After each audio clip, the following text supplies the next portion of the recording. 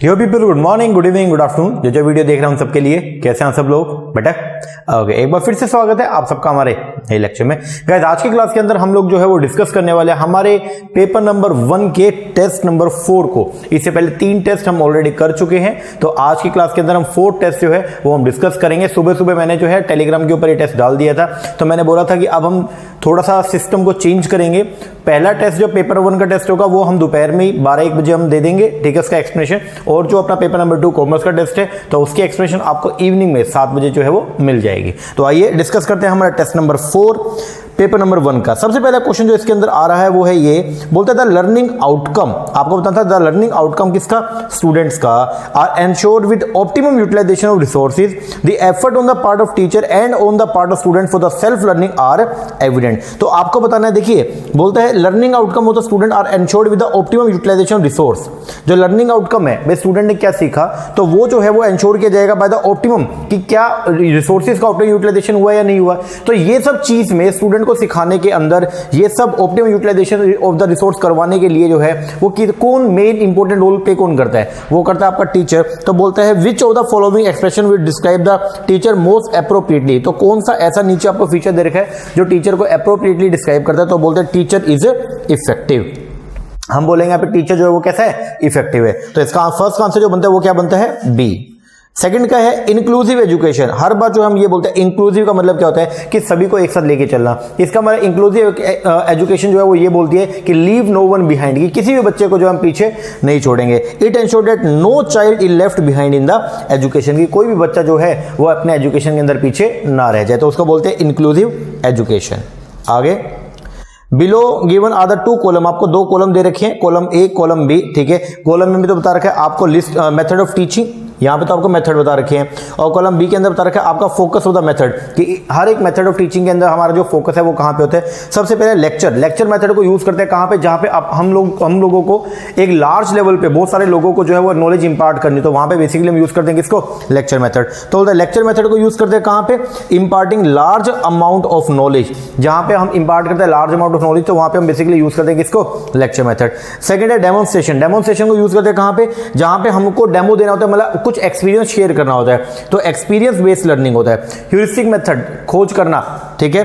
The student has to solve own problem by the unaided effort. और last है कौन सा? Differentiated method. तो डिफरेंशिएटेड इंस्ट्रक्शन मेथड के अंदर हम क्या करते हैं? हम एक डायनेमिक अप्रोच अपनाते हैं, सबके लिए एक जैसा नहीं, डिफरेंशिएशन लेके आते हैं। प्रोएक्टिव मेथड है किसका? टीचिंग का। तो आंसर जो बनता है वो है क्या? 3, 2, 4, 1। चलो जी आगे। Which of the following assist student in managing their own learning? Manage करना अपने खुद की लर्निंग को by modelling a problem solving technique. तो इसको क्या बोलते हैं? ये आपकी एक टेक्निक है, इसको बोलते हैं मेंटल मॉडलिंग, जिसके अंदर हम जो है वो बच्चे को अनेबल करते हैं कि वो अपनी लर्निंग को जो अपने तरीके से क्या करे? मैनेज करे। तो इसको ध्यान रखिएगा, इसको क्या बोलते हैं? Mental modelling. आगे बढ़िएगा, बोलता है कौन सी ऐसी अप्रोच है which is based on the assumption that social phenomena can be explain by observing cause and effect. तो कॉज एंड इफेक्ट हमने आपको 2 चीज पढ़ाई थी, एक था आपका पॉजिटिविज्म और एक था अपना कौन सा?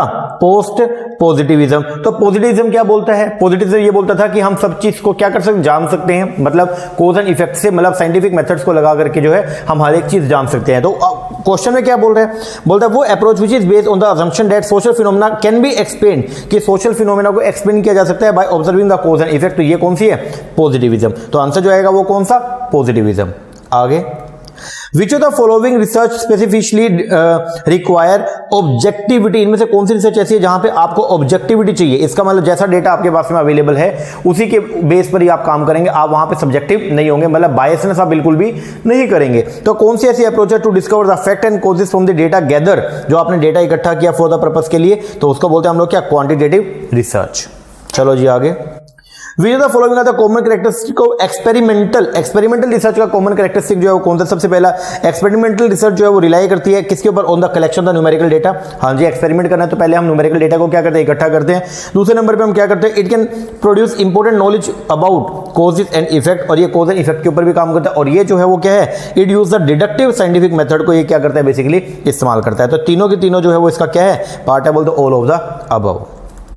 आगे, इन दी कंटेक्स्ट ऑफ सैंपल सर्वे, जब आप क्या कहते हैं सैंपल का सर्वे करना, एक सैंपल को आपने जो है वो सैंपल रिसर्च सर्वे रिसर्च करनी है मान लीजिए आपको, ठीक है, तो उस टाइम पे following step are taken into consider, तो आप जो है वो क्या क्या काम करेंगे। सबसे पहले जब भी आपको जो है वो सर्वे करना है, तो सर्वे करने के लिए आप पहले क्या करोगे, सैंपल सिलेक्ट करोगे कि किन लोगों से जो है अपने को डेटा क्या करना है, इकट्ठा करना है, तो वो पहले क्या, सबसे पहले नंबर पे जो है वो क्या किया जाएगा, सैंपलिंग। दूसरे नंबर पे आप क्या करोगे, आप उनसे डेटा इकट्ठा करोगे, डेटा कलेक्शन, फिर आप क्या करोगे, उसको जो है एनालाइज करोगे, और लास्ट में क्या करोगे, उससे कुछ इन्फ्रेंस निकालोगे, बोले तो कुछ ना कुछ कंक्लूजन निकालते हो। तो आंसर जो बनता है इसका वो क्या बनेगा, 1432, बोले तो बी ऑप्शन।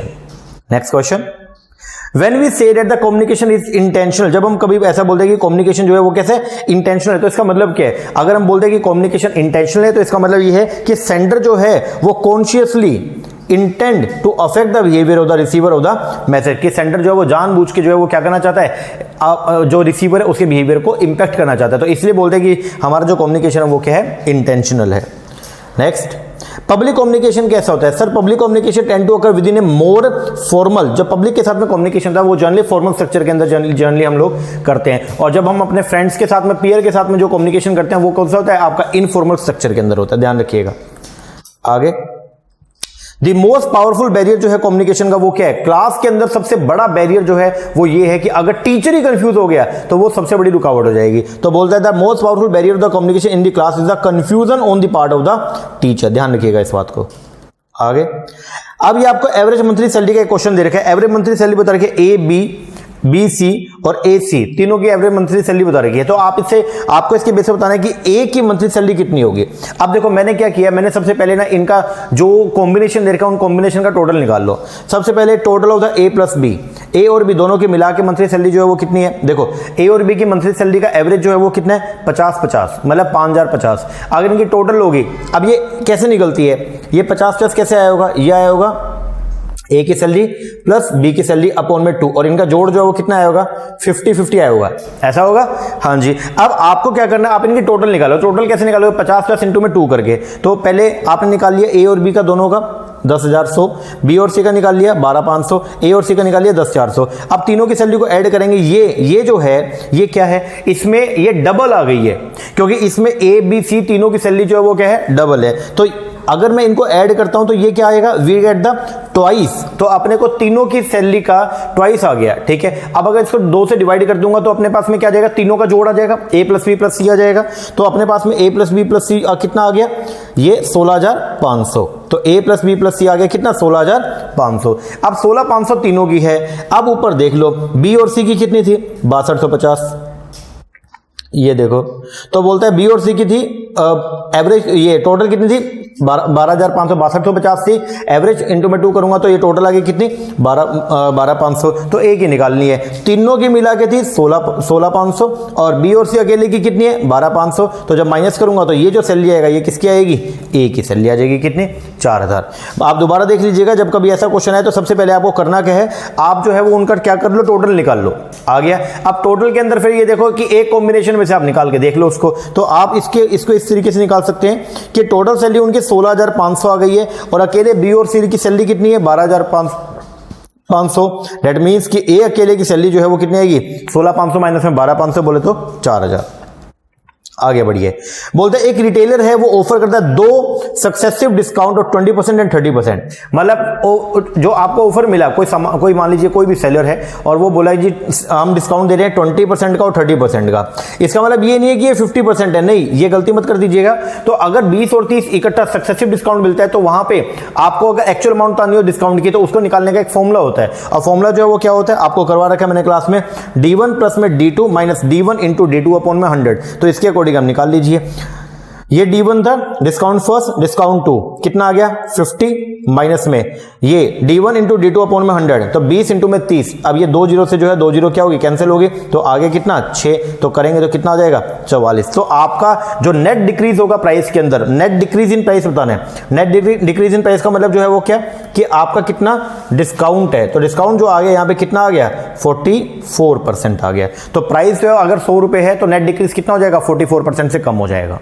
चलो जी आगे, विच of the following show the relationship between two universal, दो यूनिवर्सल प्रोपोजिशन। यूनिवर्सल कौन कौन सी होती है? यूनिवर्सल होती है, एक होती है ओल और एक होती है कौन सी? नो। तो बोलता है बिटवीन ओल और नो के बीच में बताना है having the same subject but differ in the quality. But quality के अंदर क्या है? डिफर है। क्वालिटी का मतलब ये तो है अफर्मेटिव, ओल क्या होती है? अफर्मेटिव, हाँ जी, और जो नो है वो क्या होती है? नेगेटिव, हाँ जी। तो इन दोनों में जो डिफरेंस है तो इसको कौन देगा? कौन सी प्रोपोजिशन जो है इनको क्या करती है बेसिकली बताएगा?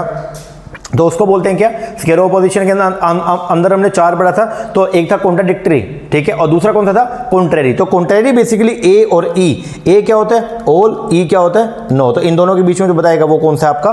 Contrary opposition. चलो जी आगे। The proposition all man are mortal, एक बोला गया ऑल मैन आर मॉर्टल जो है किसका एग्जांपल है? ओल बोले तो universal, all man are mortal बोले तो पॉजिटिव। तो यूनिवर्सल प्लस में पॉजिटिव हो जाए तो इसको बोलते हैं क्या? Universal affirmative, universal affirmative. चलो जी आगे। वेन डायग्राम क्या है? Venn diagram is a kind of diagram जो क्या करता है? जो रिप्रेजेंट करता है और असेस करता है validity of the elementary influence with the help of the Boolean algebra of class. तो ये आपको ध्यान देना पड़ेगा, बूलियन अलजेब्रा, ठीक है ना, इसको ध्यान देना। तो जो आपका वेन डायग्राम है वो बेसिकली क्या करता है? वेन डायग्राम आपको रिप्रेजेंट करता है और साथ में असेस करता है किस चीज को? Validity of the elementary influence with the help of the Boolean algebra of classes. तो ये ध्यान रखिएगा, ये इसका जो है वो करेक्ट डेफिनेशन है, ध्यान रखिएगा। आगे कम्युनिकेशन बैंडविड्थ जो है वो क्या होता है? Communication bandwidth that is the highest capacity and used by microwave cable fibre optical. इसको क्या बोलते हैं? इसको बोलते हैं ब्रॉडबैंड, जो आपके घर पे भी आता है, ठीक है ना। तो ब्रॉडबैंड कनेक्शन जो होते हैं तो वो क्या होता है? वो उसमें बैंडविड्थ जो सबसे क्या है? हाईएस्ट कैपेसिटी का होता है। तो आंसर जो आएगा वो क्या? ब्रॉडबैंड। आगे on the keyboard of the computer each character has an ASCII value होती है। तो ASCII का मतलब यहां पे क्या है बेसिकली? तो ASCII कोड होते हैं। तो ये क्या है? American standard code for the information interchange. तो आंसर जो आएगा वो क्या आएगा? बी। चलो जी आगे। सॉफ्टवेयर सच एज एक्सप्लोरर हो गया, फायरफॉक्स हो गया, इनको क्या बोलते हैं? इनको बोलते हैं browser. These are known as a browser. आगे match the following. Rio summit जो है वो कब हुआ था? सर रियो समिट हुआ था 1982 के अंदर। अर्थ समिट जो है वो कब हुआ? 2002 में। क्योटो प्रोटोकॉल 1987 और स्टॉकहोम कॉन्फ्रेंस हुई थी 1972। तो थोड़ा ध्यान रखिएगा, इनका ईयर जो है वो मैच करना आ सकता है एग्जाम के अंदर। चलो जी आगे। रिश्टर से जो ये रिचर स्केल जो होता है ये क्या नापता है? कि अर्थक्वेक जो आया है उसकी फ्रीक्वेंसी को बेसिकली उसकी पावर को नापते हैं किसकी हेल्प से? With the help of the Richter scale. तो रिचर स्केल जो है वो मेजर करता है क्या? Energy release by an earthquake. आगे main cause that the tsunami waves lose some of its energy as they get closer to the shore। जैसे जैसे वो जो है वो किनारे के नजदीक आती है तो वो अपने एनर्जी थोड़ा सा कम करता है। अब सुनामी जो बहती है, सुनामी जो आया मान लीजिए समुद्र के अंदर जो है, तो वो जैसे जैसे किनारे के पास पहुंचेगा तो उसकी एनर्जी थोड़ी कम हो जाएगी। क्यों? क्योंकि किनारे के पर पहुंचने पर उसकी जो डेप्थ होती है ओशन की वो क्या हो जाती है? वो बहुत ही कम हो जाती है। तो वहां पे उसकी जो वो वेलोसिटी उसको नहीं मिल पाती है जो उसको पीछे से बैक एंड पे मिलती आ रही थी। इसीलिए क्या है? उसकी पावर थोड़ी सी क्या हो जाएगी? कम। तो बोलता था मेन कोज जो है कि सुनामी वेव्स, जो सुनामी की जो लहरें होती हैं, lose some of the energy as they get closer to the shore is there is lesser depth और रूम फॉर द सुनामी। क्योंकि वहां पे क्या होता है? लेसर डेप्थ मिलती है अपने को। चलो जी आगे। In which of the following period Indian philosophy can be ordered in the sequence क्या? सबसे पहले क्या आया? वैदिक पीरियड आया, फिर उपनिषदिक पीरियड आया और फिर क्या आया? पोस्ट वैदिक आया। ठीक है जी, फर्स्ट ये इसका आंसर हो गया। आगे विच ऑफ द फॉलोइंग चाइनीज, इनमें से कौन सा चाइनीज ट्रेवलर था? आपको मैंने बताया था एक चाइनीज ट्रेवलर था जो नालंदा यूनिवर्सिटी में आया, वहां से उसने जो है वो बुद्ध की जो है वो अपनी उसकी बैकग्राउंड जो उसने सीखा, ठीक है, बौद्ध विद्या को उसने सीखा और फिर जाके चाइना के अंदर लोगों को जो है उसने क्या किया? वहां पे चाइनीज लैंग्वेज के अंदर उसने अपना एक ग्रंथ भी निकाला। तो उसको क्या बोलते हैं? उसको बोलते हैं क्या? युआन सेंग। ठीक है, तो युआन सेंग था। विच of the following Chinese traveller, इसका नाम बहुत इंपॉर्टेंट है भाई, याद करके जरूर जाना, आ सकता है पेपर में। Who found a flourishing Nalanda university as a Buddhist centre of learning which by them had a world wide reputation, it has an entrance system of getting the admission. तो उसको बोलते हैं क्या? हुआन सेंग था और ये कहां का था? चाइना का बंदा था, ये ध्यान रखना। ठीक है ना, आगे बढ़े। और लास्ट क्वेश्चन तक्षशिला यूनिवर्सिटी से क्वेश्चन आया, which of the following statement are true about the Taxila university. सबसे पहला, the university was a centre of its own kind which is frequent referred to as the seat of the higher learning in the Buddhist literature. बिल्कुल सही बात है sir. दूसरा, university was a Brahmanic intellectual centre था। हाँ जी, ये भी बिल्कुल सही बात है। The university is now located in Pakistan. आज जो है तक्षशिला यूनिवर्सिटी जो है लोकेटेड है कहां पे? पाकिस्तान में। ठीक है, it was within the capital of the Gandhara kingdom. बिल्कुल सही बात है। And it was a native land of the Panini. ये नेटिव लैंड था किसका? पाणिनि का। ये भी बिल्कुल सही बात है। तो आंसर जो आएगा वो क्या? All of the above. लो जी, ये थे हमारे टोटल मिला के 25 क्वेश्चन जो हमने दिए थे आपको टेस्ट के अंदर। तो आप इसको अपने क्वेश्चन के साथ में मैच कीजिएगा और मुझे कमेंट करके जरूर बताइएगा कि आपने कितने मार्क्स जो है वो इसके अंदर स्कोर किए हैं। ओके, हाँ जी, चलो ये कीजिए। लेक्चर कैसा लगा कमेंट करके जरूर बताइएगा। अच्छा लगा अच्छा कमेंट कीजिएगा और अपने दोस्तों के साथ भी शेयर कीजिएगा ताकि उनकी भी प्रिपरेशन जो है वो बेटर हो सके। ओके, हाँ जी, चलो ये कीजिए। बाकी मिलते हैं हमारे नेक्स्ट सेक्शन में, तब तक के लिए थैंक यू वेरी मच।